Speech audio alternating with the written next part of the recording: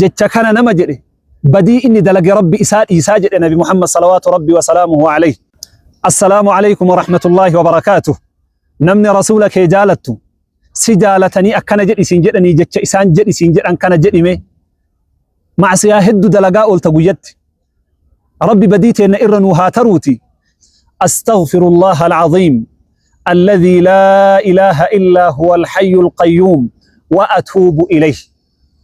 Nama jecha an amma siin jedhe kana jedhe macsiyaa inni dalage walaw kaana farra min az-zahf osoo lolarraa jihaadarraallee ka baqatu taate rabbi isaa araarama jedhan.